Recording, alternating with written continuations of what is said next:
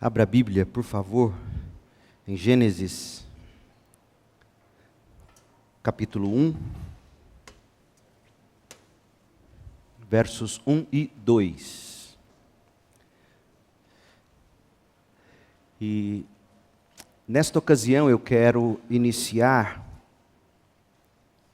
uma série de reflexões sobre a teoria da evolução teísta. A teoria da evolução teísta. Antes de mergulharmos de cabeça no texto de Gênesis, nós estamos tomando uma estrada bem mais longa em termos de introdução. Essa jornada, eu sei, para alguns de vocês não encanta. Só que é necessária, bastante necessária. Eu tenho recebido muitas mensagens sobre a importância dessas mensagens para a vida de quem tem ouvido, assistido e refletido sobre isso. Eventualmente, nós mergulharemos em Gênesis, texto a texto, trecho a trecho, do jeito que manda o figurino, viu? Aliás, eu preferiria 1000 vezes já fazer isso.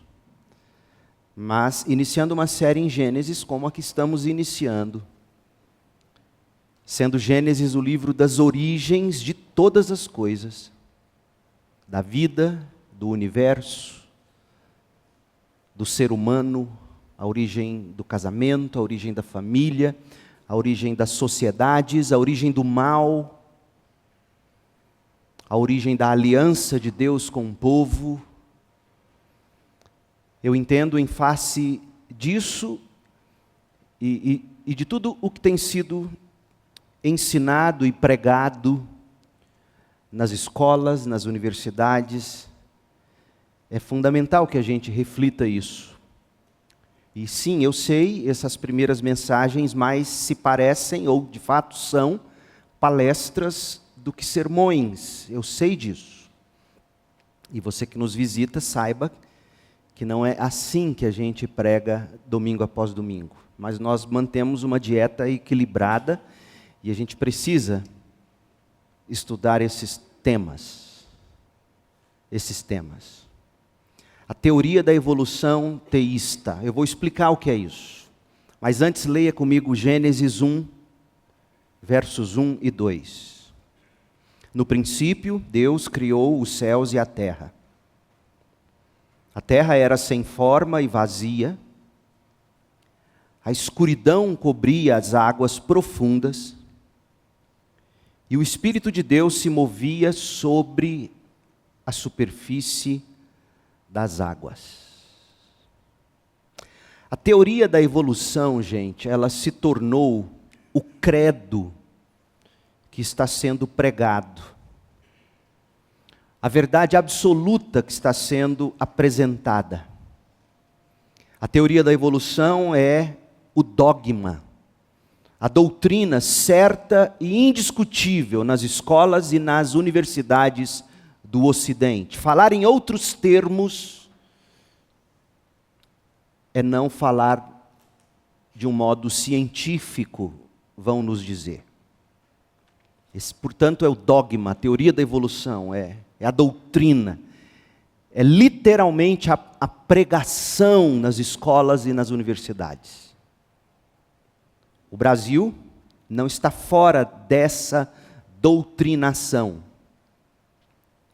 Darwin, com toda a influência destrutiva da teoria da evolução, Darwin, o autor do livro A Origem das Espécies,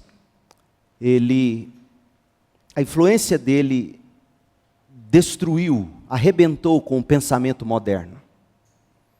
E eu vou apenas pincelar algumas coisas para você entender de onde vem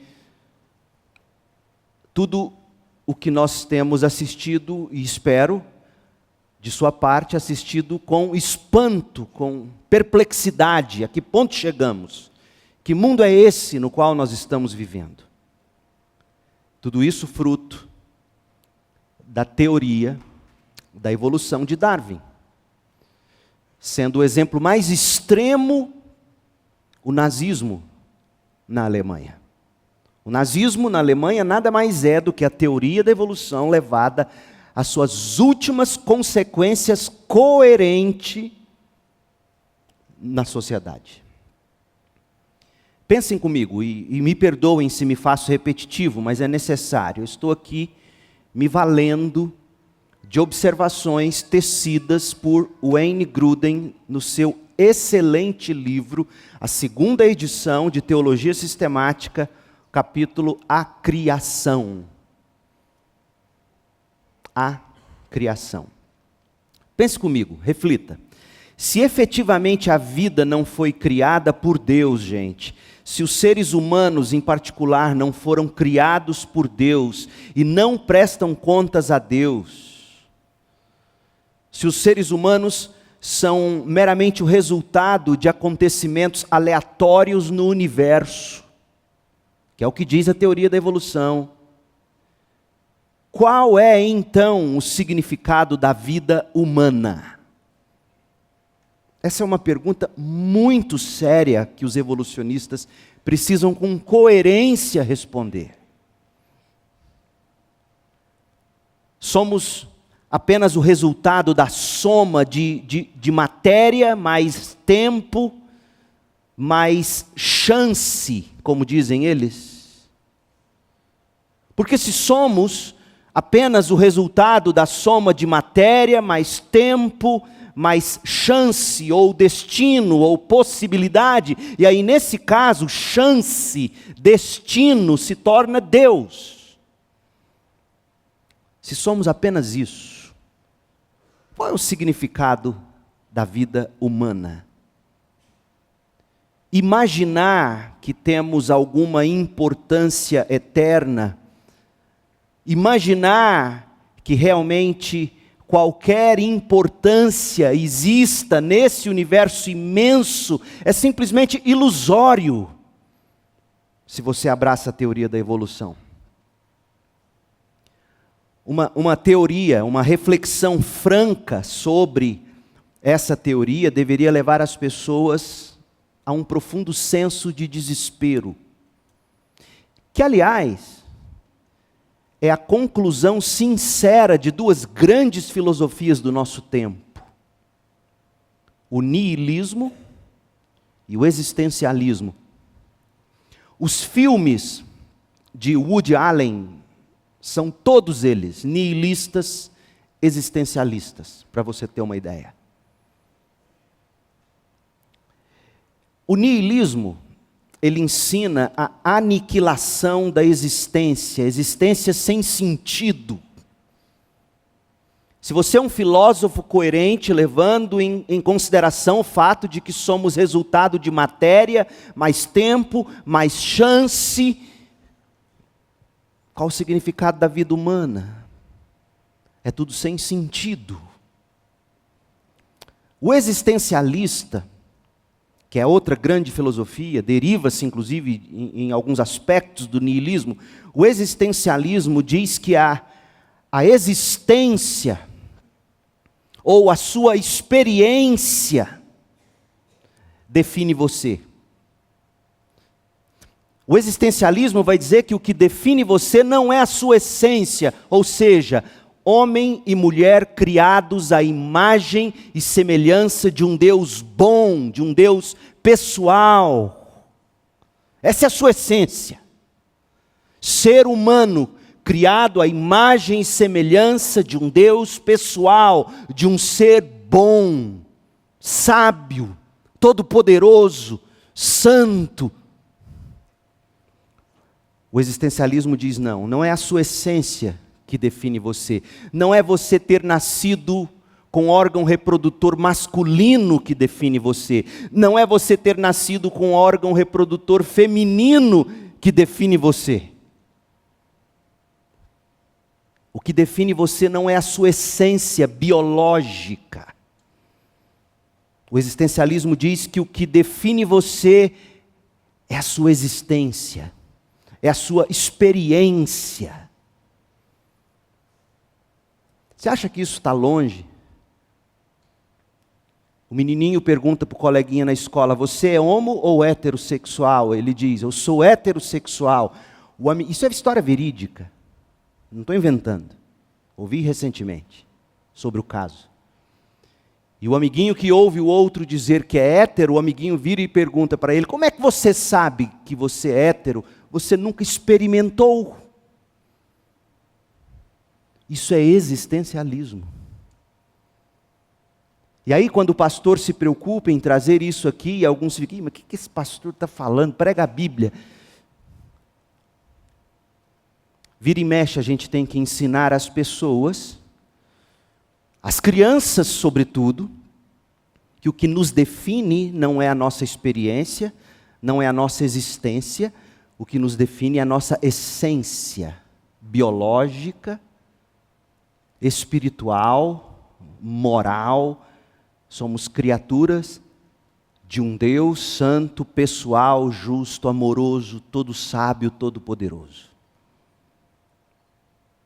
Mas o que hoje domina a sociedade, e isso é fruto do evolucionismo, como eu quero te mostrar. O que domina hoje a sociedade é o niilismo, é a aniquilação, é uma existência sem sentido. E aí o Pondé, ganhando milhões com venda de livros, ele, um nihilista, ele diz: o que você tem que aprender na vida é ter coragem para enfrentar o fato de que aqui é tudo caos. E como eu admiro o Pondé, ele é um gentleman, ele é um homem educado. Ele é um homem inteligente. Mas nesse sentido, com todo amor e milhares que pensam como ele, absolutamente cegos. Espiritualmente cegos.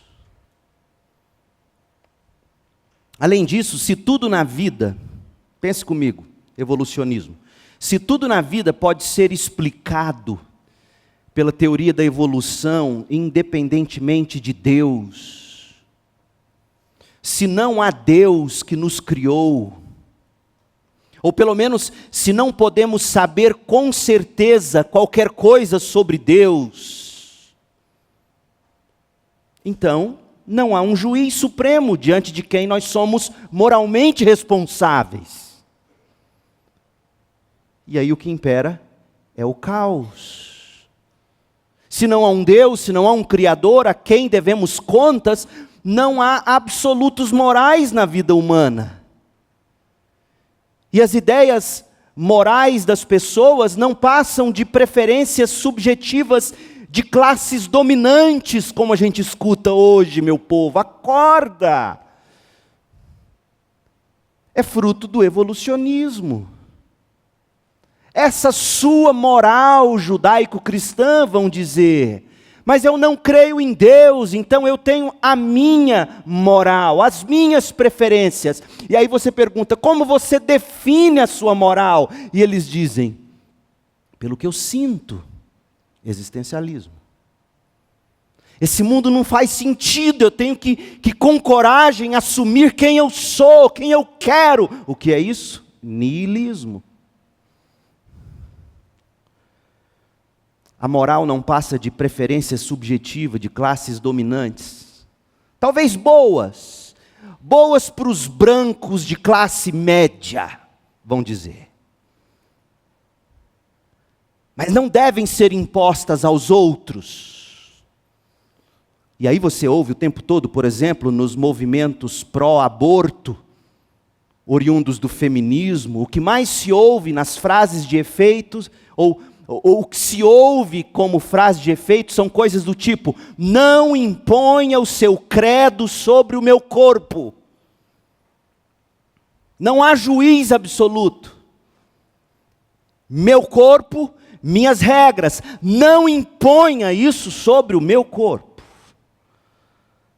Na verdade, gente, no caso da teoria da evolução levada às vias públicas, sabe qual é a única coisa proibida? Sabe qual é a única fake news no mundo em que a gente vive? Absolutamente avançado da teoria evolucionista.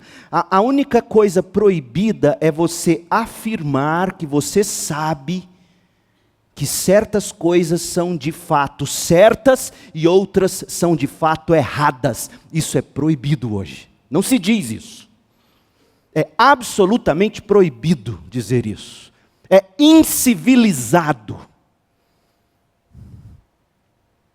É misoginia.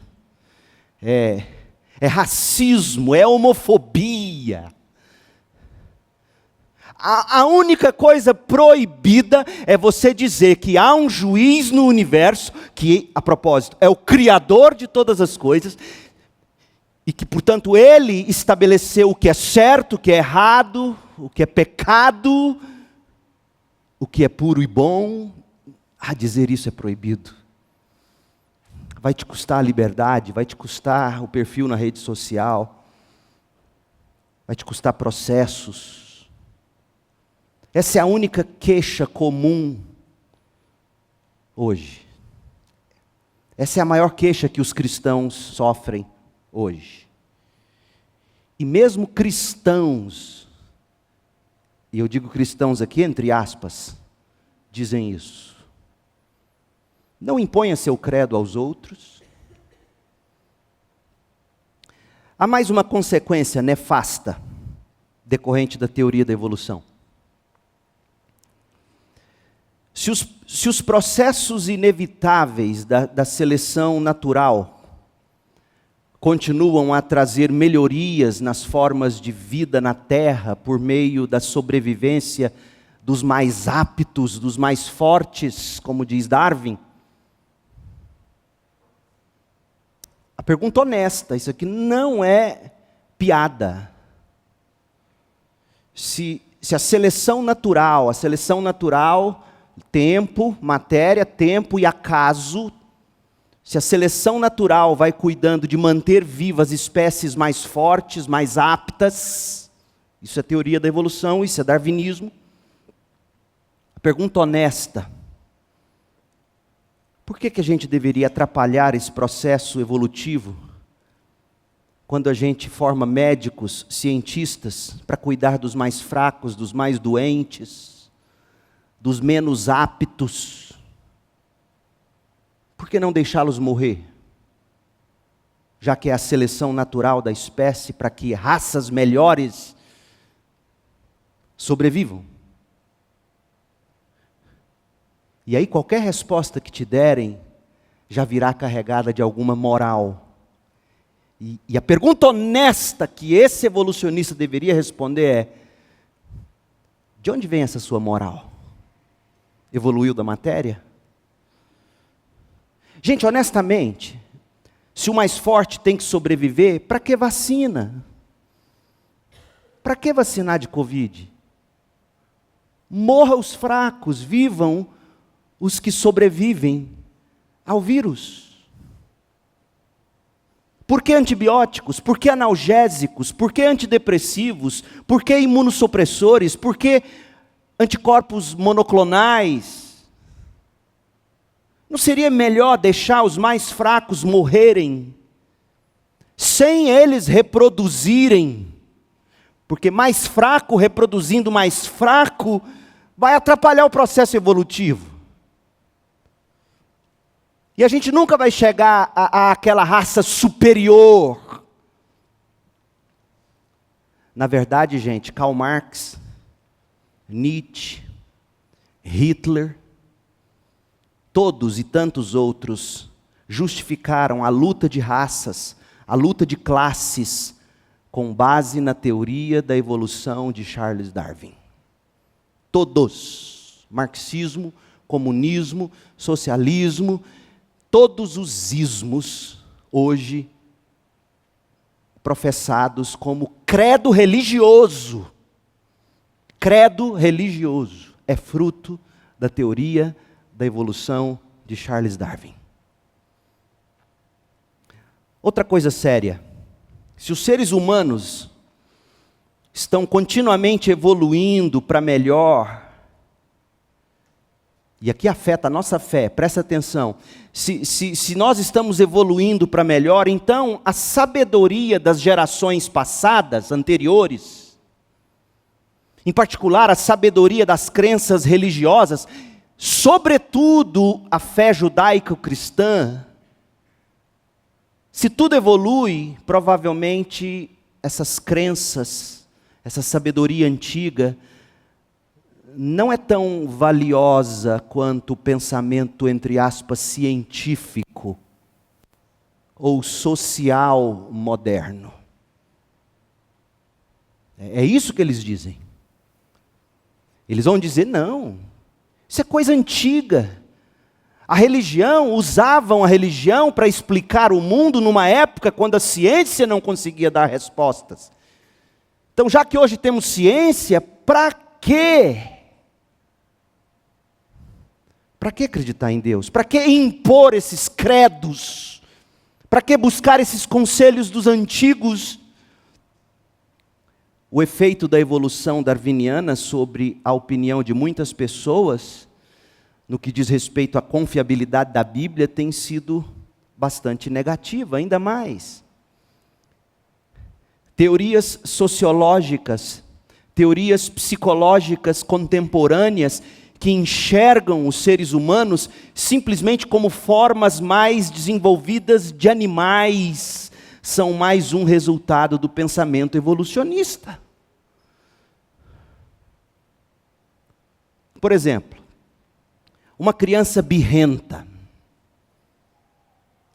No meu tempo, como eu vi hoje na hora do almoço, como eu dei risada. A mãe virava para o menino no culto, falava assim, Camila, para de suar. Para de suar, o culto vai demorar. Eu queria umas 10 mães dessa aqui. Para de suar, o culto vai demorar. Então relaxa, respira, para de suar, aguenta firme.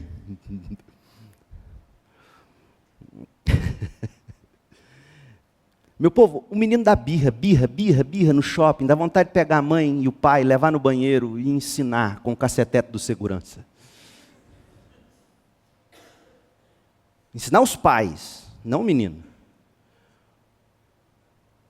E aí o menino, aí vem a sabedoria da teoria da evolução na prática, dizendo assim, isso é fase. Por exemplo, gente, os extremos do movimento moderno dos direitos dos animais, que faz 2 moças chegarem num estabelecimento em Londres essa semana, vocês devem ter visto, veganas pegar as garrafas de leite e jogar tudo no chão. E outras pegar os quadros de Van Gogh e jogar extrato de tomate. Colocar super bonder na mão, colar a mão na parede para ninguém tirar. Que vontade de chegar lá e arrancar as mãos. Depois vou ter que tirar isso do vídeo, porque vão me levar para a cadeia. De onde vêm essas ideias, gente? Os extremos do movimento moderno dos direitos dos animais. De onde vêm os veganos, essas coisas todas? Que se opõem ao abate de animais para alimento, para vestimenta, para pesquisa médica. Isso decorre naturalmente do pensamento evolutivo. É óbvio, meu povo, é óbvio que eu, Leandro Borges Peixoto, eu não estou estimulando maus tratos de animais. Eu amo os bichinhos. Corta meu coração ver um na rua sem cuidado. É óbvio que eu não estou estimulando maltrato a bicho nenhum, tampouco eu esteja estimulando caça, pesca predatória de espécies. Porque eu conheço o que está na minha Bíblia. Eu conheço, por exemplo, Provérbios 12:10. Abra e veja. Provérbios 12:10. O justo cuida de seus animais, mas os perversos são sempre cruéis. Não é a crueldade que estamos estimulando. Mas a mesma Bíblia Sagrada, que diz o que está em Provérbios 12:10, a mesma Bíblia Sagrada nunca foi contra o uso de animais para a sobrevivência dos seres humanos. Muito pelo contrário, o que se lê no mesmo livro de Provérbios é sobre o cultivo responsável para o benefício dos homens. Provérbios 27 e 23. Tome conhecimento do estado de suas ovelhas e dedique-se a cuidar de seus rebanhos. Pois a riqueza não dura para sempre, e pode ser que a coroa não passe para a geração seguinte. Depois de recolhido o feno, geminada a nova plantação e reunido o capim dos montes, os carneiros darão lã para suas roupas e os bodes poderão ser vendidos pelo preço de um campo. Você terá leite de cabra suficiente para si, para sua família, para suas servas.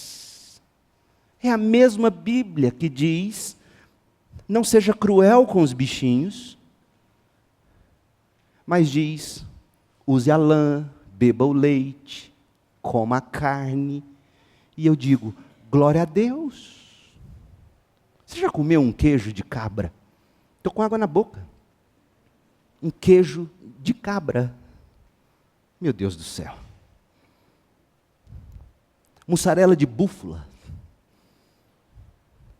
As influências extremamente destrutivas que a teoria da evolução tem tido sobre o pensamento moderno precisam ser combatidas com coragem e coerência bíblico-científica, sem, contudo, perder-se a devida caridade cristã.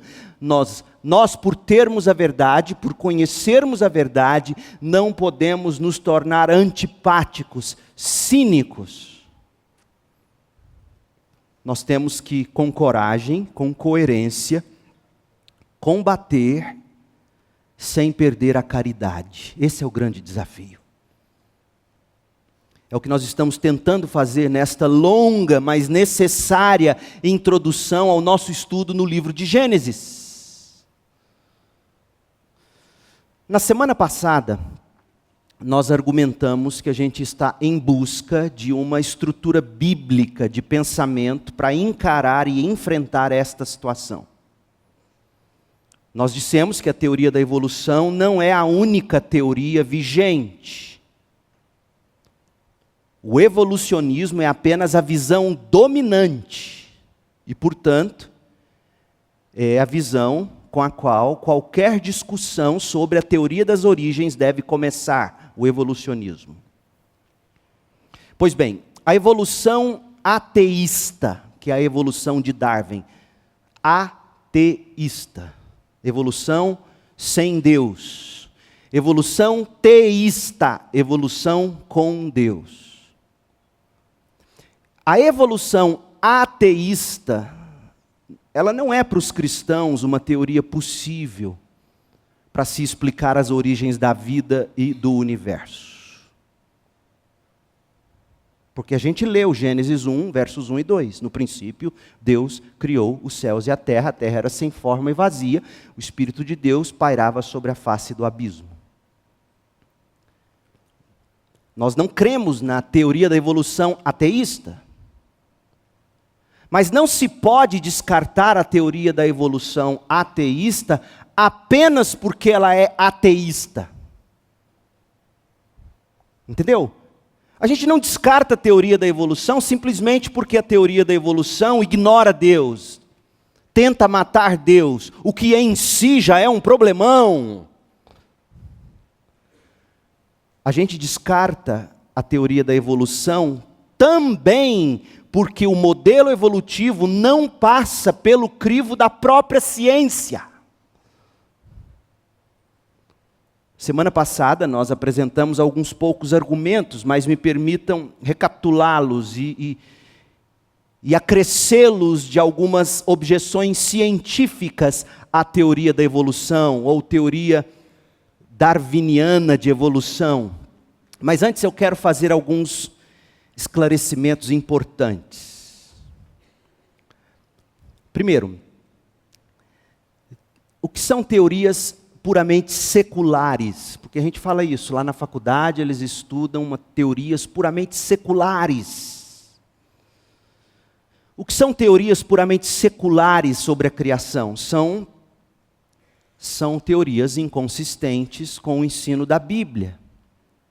Essas teorias, portanto, devem ou deveriam ser inaceitáveis para aqueles que creem na Bíblia.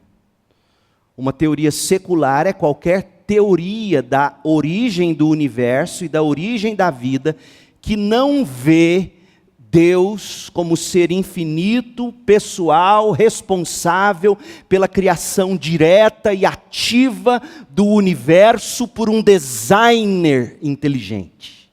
Ou um desenho inteligente. Todos que ignoram isso são ateístas e, portanto, são teorias seculares. Nós que cremos na Bíblia dizemos não a tudo isso. Desse modo, gente, a teoria do Big Bang numa forma secular, na qual Deus é excluído, ou teorias que supõem que a matéria sempre existiu, essas teorias são inconsistentes com o ensino da Bíblia de que Deus, no princípio, criou do nada os céus e a terra. E tudo isso Ele fez para a sua própria glória. Então as teorias seculares a gente diz não, porque nós cremos num Deus infinito, pessoal, inteligente, que com um plano eterno criou todas as coisas do nada, pela palavra do seu poder, pelo mover do seu Espírito, Pai, Filho e Espírito Santo, a Santíssima Trindade envolvidos na criação e hoje ativos na preservação do universo. Qualquer teoria que negue isso é uma teoria secular e, portanto, nós que cremos na Bíblia, dizemos não a isso. Outro esclarecimento. A palavra evolução, ela pode ser usada de diferentes maneiras. Microevolução e macroevolução. Deixa eu tentar colocar isso para você de um modo bem claro. Às vezes, a palavra evolução é utilizada para se referir à microevolução. O que é a microevolução? Microevolução são pequenos desenvolvimentos no âmbito de uma única e mesma espécie. E esses pequenos desenvolvimentos no âmbito de uma única e mesma espécie explicam, por exemplo, microevolução explica, por exemplo, por que moscas, ou mosquitos, ou baratas se tornam imunes a certos inseticidas. Elas vão se tornando resistentes. Bem simples, isso é microevolução. Mas dentro da mesma espécie. Barata continua sendo a lindinha barata. Aquele espelhinho da perninha passando no rostinho. É barata. Resistente ao Baygon. Mas ela evoluiu. A gente acredita nisso. Tem veneno que não mata mais mosquito.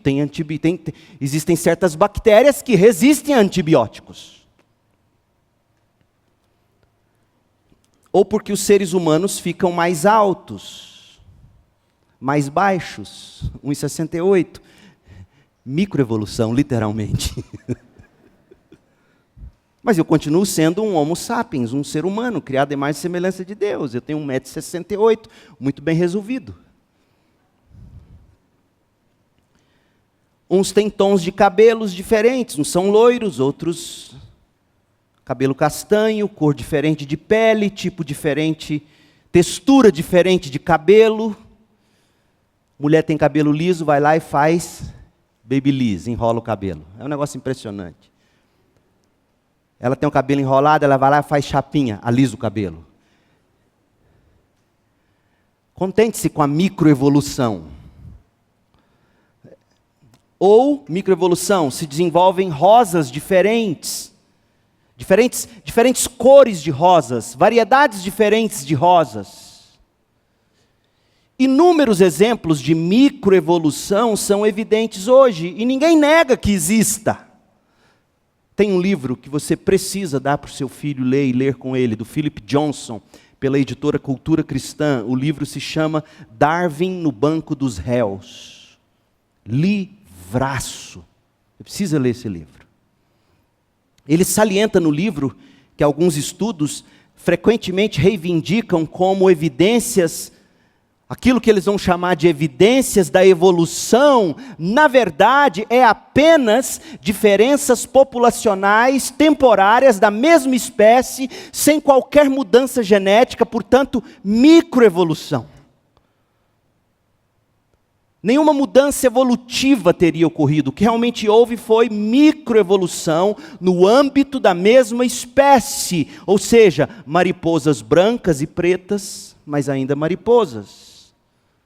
Cavalos pretos e brancos, mas ainda cavalos. Microevolução para preservação da identidade genética em diferentes circunstâncias, em vez de evolução para uma outra espécie, ou extinção da espécie mais fraca para dar lugar à mais evoluída. Então, nós entendemos pela ciência que microevolução não só é possível, como acontece, e alguns usam as evidências de microevolução para falar, está vendo? Mas a microevolução não é a evolução de uma espécie para outra.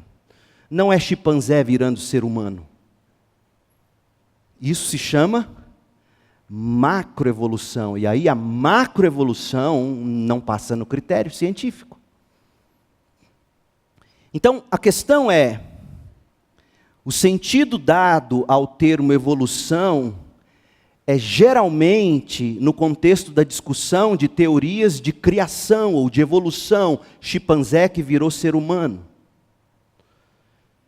Então, quando se usa o termo evolução, geralmente estão usando o termo para falar de macroevolução. O que é a macroevolução? A teoria geral da evolução, ou o que às vezes é chamado de teoria evolutiva neodarwiniana. Por que neo? Porque é novo. Se refere à forma mais moderna, mais refinada da teoria da evolução de Darwin. O problema é que a teoria neodarwiniana, ela continua fundamentalmente semelhante à posição original de Darwin,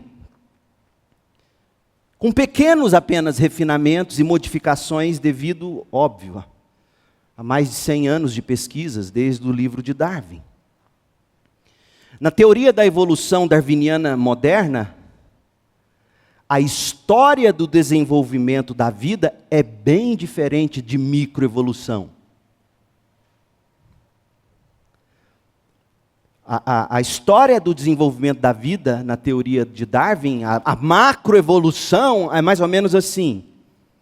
Começou quando uma mistura de substâncias químicas presentes na Terra sempre existiu. Essas substâncias químicas sempre existiram eternamente, e essas substâncias químicas presentes na Terra produziu espontaneamente uma forma de vida muito simples. Provavelmente uma forma unicelular de vida, de uma célula só. E aí essa célula viva se reproduziu e eventualmente houve algumas mutações ou modificações nas células produzidas. E essas mutações levaram ao desenvolvimento de vida mais complexas. O ambiente hostil implicava que muitos deles pereceriam, mas aqueles que fossem mais adequados ao ambiente sobreviveriam e se multiplicariam. E assim a natureza exerceu um processo de seleção natural no qual sobreviveram os diferentes organismos mais adaptados ao ambiente. Mais e mais mutações acabaram se desenvolvendo em mais e mais variedades de seres vivos, de modo que, a partir daquele organismo mais simples, todas as formas de vidas complexas da Terra acabaram se desenvolvendo por meio desse processo de mutação aleatória ou seleção natural. Isso é macroevolução. Isso não dá para engolir. Primeiro, porque ignora Deus, e segundo, e também porque não passa pelo crivo da própria ciência. Então, quando a gente usa o termo evolução, nós não estamos falando de microevolução, ou seja, de adaptações ou melhoramentos da mesma espécie. Isso existe, isso é real, a gente acredita nisso. Quando a gente fala em evolução, a gente está falando de macroevolução, ou a teoria geral da evolução de Darwin, ou neo-darwiniana. Agora, eu quero começar a mostrar para você que chamar a teoria da evolução de uma possibilidade não é dizer que é uma coisa certa, porque uma possibilidade não é uma certeza. Pai, a gente pode tomar sorvete hoje? É possível. Pronto, seu pai pode dormir e não acordar, e se for acordar ele vai brigar e você não vai tomar sorvete. Uma possibilidade não é uma certeza. Então, antes de nós mergulharmos na teoria da evolução teísta, o que a gente vai fazer, Deus permitindo, na próxima semana e outra, é necessário a gente apresentar alguns detalhes, algumas objeções científicas mais persuasivas à teoria da evolução de Darwin, ou ateísta. Por quê? Porque ao assim procedermos, a gente também vai apresentar argumentos científicos contrários à teoria da evolução teísta. Porque a principal diferença, gente, entre a teoria da evolução teísta, que é aquela que coloca Deus no processo, e a teoria da evolução ateísta, a de Darwin, que nega Deus no processo, é que o teísta crê que Deus, especificamente o Deus da Bíblia, está guiando o processo evolutivo. Por isso teísta. Deus guia o processo evolutivo. Enquanto os ateístas, ou darwinianos, ou neo-darwinianos, atribuem os desenvolvimentos idênticos, não a Deus, mas ao acaso. Então, o evolucionista, ele vai dizer, o acaso guia a evolução. O teísta, o que acredita em Deus, para não ficar mal com a ciência, ele diz assim, eu acredito na teoria da evolução, mas não é o acaso que guia a evolução, quem guia a evolução é Deus. O problema é que a forma como a evolução acontece é uma impossibilidade científica, portanto, não dá para crer na evolução teísta também. E quando a gente combate com argumentos científicos a teoria da evolução de Darwin, a gente também estará combatendo a teoria da evolução teísta, a que coloca Deus guiando o processo. Então, de forma simples, bem simples, o Darwin, a teoria da evolução de Darwin, ou a evolução ateísta diz, matéria, tempo e o acaso guiando tudo. Aí o crente olha e fala, não é acaso, é Deus. Aí ele pega a mesma teoria e troca o nome. Em vez de acaso, ele coloca Deus, ele diz, quem guia o processo evolutivo é Deus. Ah, tá, então eu acredito nisso, a ciência fala Deus. Só que a ciência não comprova a teoria da evolução. E eu quero mostrar isso para você. Na mensagem de domingo passado, a gente apontou alguns dos grandes problemas com a teoria da evolução ateísta. Por exemplo, como é que eles explicam a origem da matéria? A Bíblia é clara, a Bíblia diz que a matéria não é eterna. A matéria veio a existir porque Deus, no princípio, criou os céus e a terra. A forma da matéria, a inteligência da matéria, de átomos, o DNA, de onde vem essa inteligência, esse desenho, a forma da matéria? A evolução não explica isso. Mas o evolucionista teísta, o que acredita em Deus, fala, não, Deus pôs isso aí na matéria.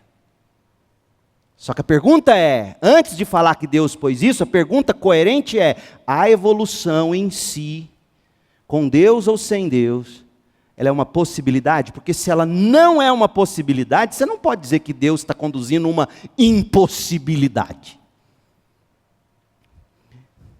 Aí você está perguntando, pastor, mas para que complicar? Para que complicar? Porque as implicações da teoria da evolução teísta são seríssimas, como eu vou poder te mostrar em 2 domingos, se Deus permitir. A origem da matéria, a evolução não explica. A forma da matéria, a evolução não explica. O surgimento da vida, a evolução ateísta não explica. O aparecimento da personalidade ou da consciência de Deus no homem, a teoria da evolução de Darwin não explica. E aí vem o evolucionista teísta, o que acredita em Deus, e ele introduz Deus nesses pontos. Ou seja, Deus criou a matéria e a vida, e a consciência. O problema, no entanto, não se resolve porque o evolucionista teísta, o que coloca Deus no processo, ele vai ter que conceber as origens das coisas exatamente como a evolução de Darwin diz. E aí, tanto pela Bíblia como pela ciência, essa teoria não se sustenta. Deixa eu te dizer o quanto essa questão da teoria da evolução teísta é um problema sério.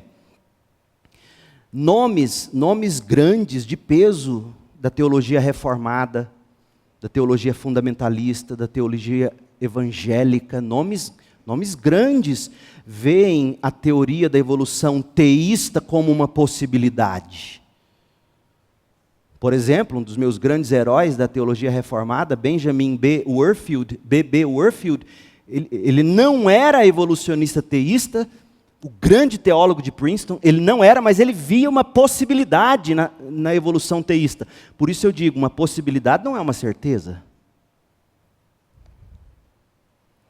Um dos fundamentalistas americanos, James Orr, via na teoria da evolução teísta uma possibilidade. Ele quase abraçou a evolução teísta. Na atualidade, você tem homens como, e a editora Thomas Nelson está assim, traduzindo enxurrada de livros do N.T. Wright.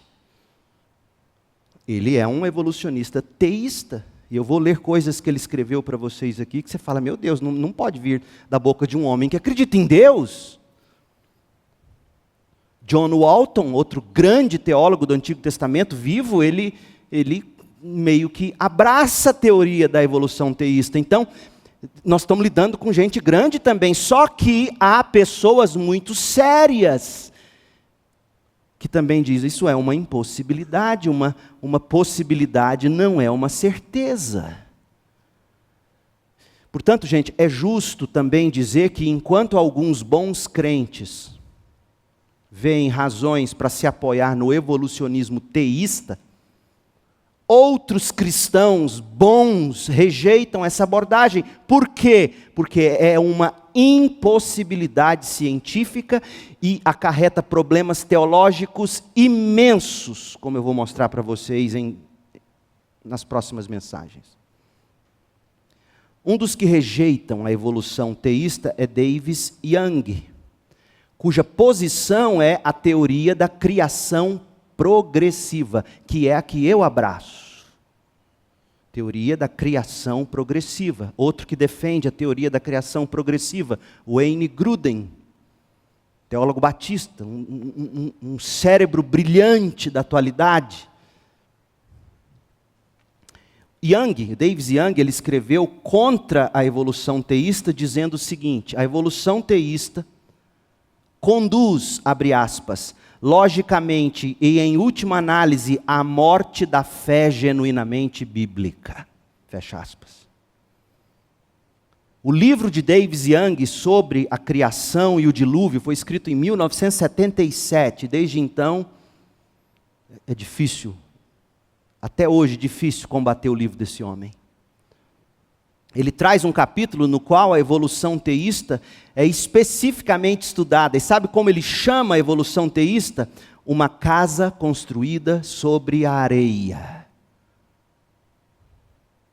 Pergunta, o que se deve pensar da evolução teísta? Porque o que eu quero que você entenda é que nós não jogamos fora a ciência. Pelo contrário.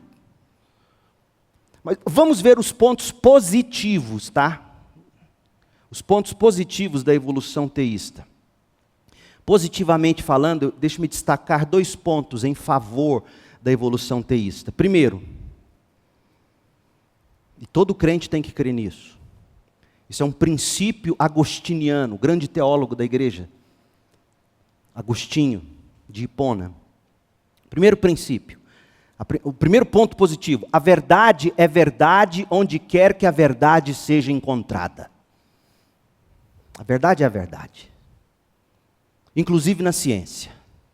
Quando há verdade na ciência, o crente abraça e diz: é verdade, é verdade, é verdade de Deus. Deus é a verdade. Cristo é a verdade.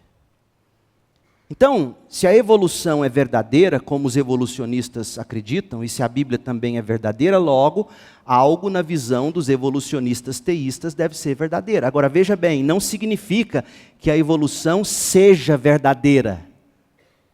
Significa que a gente tem que pelo menos perguntar se é verdade ou não o evolucionismo teísta. Isso é bom estudo. Nós não somos do tipo que diz: não quero nem ver. Não, a gente avalia. E se for verdade, a gente aprende com a teoria. Cabe aqui lembrar de que, e é isso que a teoria da evolução teísta tenta fazer, ela tenta dialogar com a ciência. E a gente tem que também fazer isso. É impressionante como nós desencorajamos nossos filhos de serem homens e mulheres do pensamento, das ciências. A gente quer que ele ganhe dinheiro. Geralmente pensar não dá muito dinheiro. E aí a gente reclama porque que a sociedade está do jeito que está, porque tem gente pensando e nos dizendo como viver. Então, quando você encontra um jovem promissor que pensa, inteligente, você tem que investir nele. Tem que pôr dinheiro nele, para ele estudar, para ele crescer, para ele ir e falar, e investigar. Então é isso que a teoria da evolução teísta faz, ela dialoga com a ciência. Isso não significa que ela chegue a uma conclusão verídica, como nós veremos, não é. Mas eu quero lembrar você de que teorias da ciência já foram declaradas como anticristãs. Algumas já foram declaradas como anticristãs e hoje são abraçadas por cristãos e não cristãos, teístas e ateus. Por exemplo, Galileu Galilei, século XV, XVI, abraçou a astronomia copernicana, que dizia o quê? O centro do universo, ou o centro do nosso sistema solar não é a Terra, é o Sol. Pronto, a igreja ficou brava e ele teve que se retratar, e hoje a gente sabe que o centro do nosso sistema solar não é a Terra, de fato, é o Sol. Mas cristão não pode simplesmente virar contra a ciência. É isso que eu quero dizer. Esse é o ponto positivo da teoria da evolução teísta. Ela dialoga com a ciência, ela lê ciência, ela procura fazer ciência. Da mesma forma, no passado, houve cristãos que se opuseram à maioria dos avanços da medicina. Já teve crente contra analgésico. Já teve crente contra anestésico. Já teve crente contra cirurgia, achando que, em adotando essas coisas, estariam se opondo aos decretos de Deus. Pra você ter uma ideia, houve na história um considerável número de cristãos que se opôs a para-raio. Porque como você vai pôr um para-raio em cima da casa do prédio? E se Deus quiser derrubar a casa com um raio? Esse povo esquece que Deus também podia mandar um terremoto. Entendeu? Você pôs um para-raio, eu quero derrubar essa casa. Deus não podia mandar um terremoto? Enfim, mas já teve gente contra a ciência. E como cristãos, no entanto, nós temos que afirmar que a verdade é verdade, onde quer que a verdade seja encontrada. O segundo argumento a favor da evolução teísta é que Deus parece sim trabalhar em outras áreas da vida de acordo com esse padrão da teoria. Porque a teoria da evolução teísta postula o seguinte: um universo que opera de acordo com as leis fixas de Deus. E Deus, às vezes, intromete com milagres e eles vão dizer que foi assim que Deus sempre conduziu o seu povo. Então a evolução teísta Busca enquadrar isso, leis físicas, leis naturais, com intervenção direta, miraculosa de Deus. Isso é positivo nisso. Mas não é tudo. Então esses são os 2 pontos positivos da evolução teísta. A teoria da evolução teísta diz que toda a verdade é verdade de Deus, e a gente diz amém. A teoria da evolução teísta diz que Deus age seguindo leis fixas, que Ele mesmo, Deus, estabeleceu, e vez por outra, Deus intervém com milagres, e a gente também diz amém. Isso é verdade. Mas será que essas 2 coisas tornam a evolução teísta verdadeira? E eu te respondo dizendo, não necessariamente. Existem pontos fracos significativos na teoria da evolução teísta, para os quais ninguém, sobretudo o crente, deve ser cego. Porque uma possibilidade, que é o que os teístas vão dizer, uma possibilidade, e aí eu afirmo, não é uma certeza. Eu paro por aqui. Porque na próxima semana, Deus permitindo, eu vou apresentar argumentos científicos contrários à evolução teísta e ateísta. Na verdade, atacando a ateísta. Porque o que você tem que entender agora, alguns já pegaram, já queriam que eu terminasse, mas a maioria talvez não. Então eu prefiro tentar fazer uma criança me entender. Porque é o seguinte, a teoria da evolução de Darwin, ela é ateísta, porque nega Deus. Deus, na teoria da evolução de Darwin, Deus é o acaso. O acaso guia o processo evolutivo. Você tem a matéria eterna, você tem o tempo, e o acaso vai guiando, e a gente chegou onde a gente chegou. Aí vem o crente e diz, não, peraí, nós não podemos jogar fora a ciência, Deus também age assim. Até aí ele está certo. Deus age assim. Vamos investigar isso aí. Então, na verdade, vamos pegar a teoria de Darwin, porque é científica. E aí, em vez de acaso, a gente sabe que é Deus. A gente sabe que a matéria não é eterna. Deus criou a matéria, colocou dentro da matéria todas as questões. E Deus agora conduz esse processo. Num primeiro momento, você deve estar pensando assim, ué, pastor, mas faz sentido. Faz, mas não é. E é o que eu quero te mostrar na semana que vem. Então, na próxima semana, eu quero te mostrar os argumentos contrários à evolução ateísta e à evolução teísta.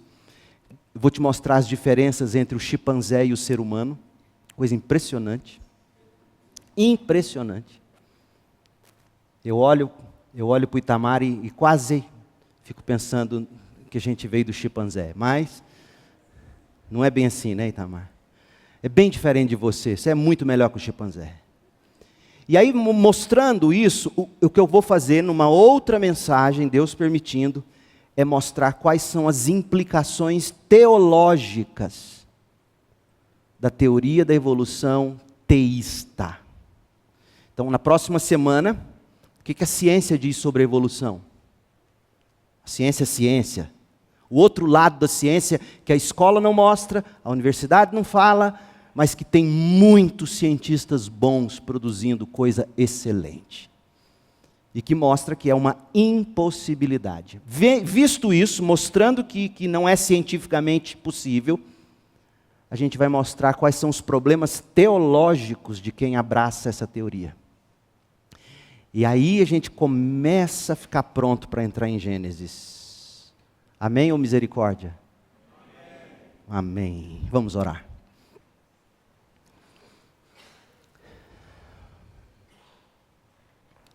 Deus querido, como seria bom se as salas de aulas, nas escolas, nas universidades, dessem pelo menos o benefício da dúvida ao que a tua palavra santa e eterna diz. No princípio, Deus criou os céus e a terra. A terra era sem forma e vazia. E o Espírito de Deus se movia sobre a face das águas profundas. E disse Deus, haja luz. E houve luz. Deus querido, que o Senhor mesmo, com teu Espírito, nos conduza nestes estudos, nesta jornada, em busca de te conhecer, ó Deus, Criador dos céus e da terra. E que esse conhecimento do Criador possa produzir em nós a verdadeira civilidade, a verdadeira humanidade, o verdadeiro progresso, a verdadeira ciência. Ó Deus, não permita que essa jornada deixe gente nossa pelo caminho, que todos de algum modo se interessem e bebam, e procurem conhecer e se aprofundar, porque é a verdade, e há tantas e eternas implicações sobre tudo isso. Como é bom saber que o Deus que criou todas as coisas se fez carne em Jesus Cristo. Por quê? Porque nós pecamos e não conseguimos viver o padrão da moralidade, da santidade de Deus. E por isso já estamos condenados. Mas Cristo se fez carne, habitou entre nós, viveu e cumpriu a lei. Morreu como substituto na cruz, foi sepultado e ressuscitou vitorioso. E todo que nele crê não perece. Não vai para o inferno, tem vida eterna. Ó Deus, que todos que me ouvem agora possam abraçar tudo isso com fé, com esperança e obtenham salvação. Nós oramos gratos no nome doce de Jesus Cristo, agora e para sempre. Amém.